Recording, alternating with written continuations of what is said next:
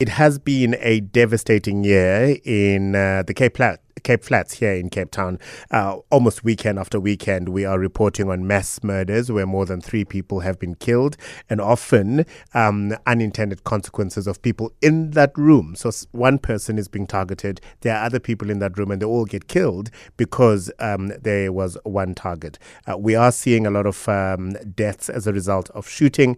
What can be done to reduce the number of illegal arms on our streets? That's the question we're asking Dr. Stanley Maphosa. Stanley is the Director of Gun Control SA. Stanley, a very good afternoon and welcome to the show. Good afternoon and thank you for having me in your show at CapeTalk. I really appreciate that. You know, you're talking about something that's very, very important because South Africa is in the grip of gun violence crisis in which beyond just the mass shooting, according to the latest SAPS report, about 33 people are shot and killed dead every day. And this is just more than 1% every 45 minutes. And you have indicated that mostly illegal guns are involved, but also mass shootings are on scale. The manner in which this can be reduced comes from understanding where these illegal guns start from. We are saying it's gun-free South Africa, and we are backed up by evidence. Most of the illegal guns start as legal guns. Civilians alone in the year 2023 to 24 report lost about 8,400 of the guns, and they were lost and stolen, some from the police, the civilians, the private sector, security.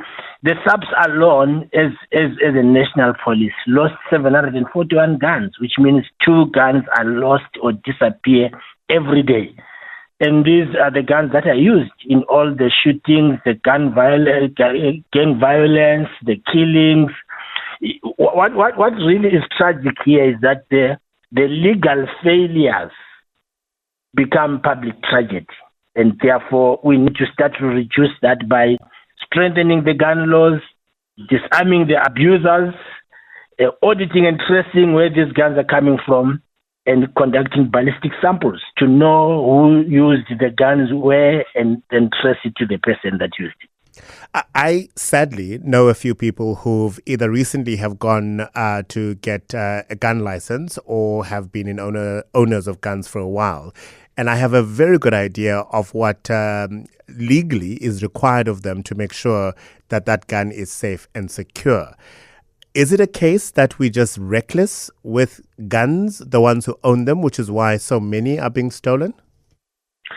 It's a combination of recklessness and the thieves themselves, the gangs themselves. When they come into a house, the first thing that they look for is there a gun here? And they take it. So it's both losing and stealing. So it's a combination of that. And therefore, it's quite important for those that own the guns to be able to follow the rules and not be negligent, but also to reconsider the fact that do we really need them? Well, my answer would be no, but I imagine unless you've been a victim of crime and you are responsible for the safety of your family, many would argue that they do need those guns. Stanley, we have so many out in the market, for lack of a better word.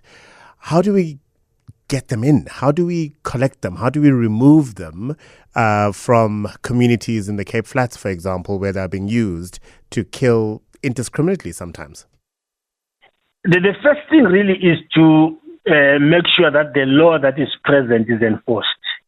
You know, this law that is present, the Firearms Control Act number 60 of 2000, is well respected. And between the time it was promulgated in 2000 until about 2010, we saw a reduction of murders through firearms.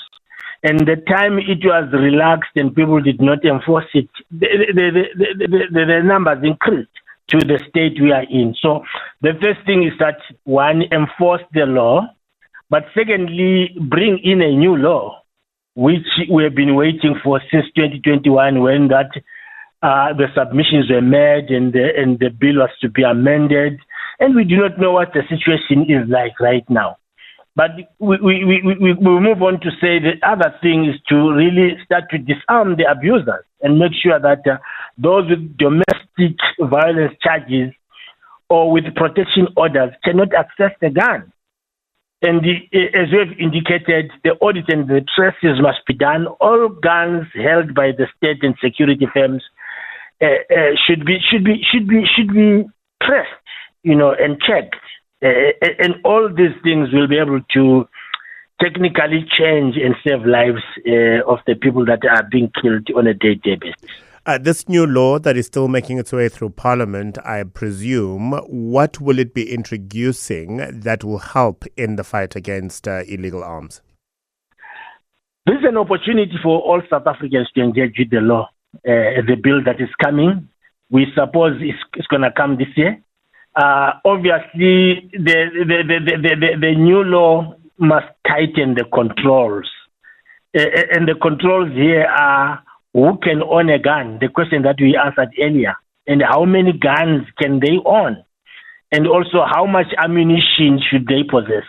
There's a statement that says 200 rounds of ammunition, and it doesn't say per week, per month, which shops you buy from. So one person can just abuse that statement. So it must really tighten that. Secondly, it must also remove guns from homes where there's domestic violence, where women are most at risk. And lastly, it must bring in oversight. This law must bring oversight, serious oversight, audit, public reporting, and the penalties for negligence, high penalties for negligence. Stanley, will you... Oh, go ahead. Because we have heard from the Constitutional Court that gun ownership is not a right, it is a privilege. And therefore, because it's a privilege, it should be guided by a law. I agree.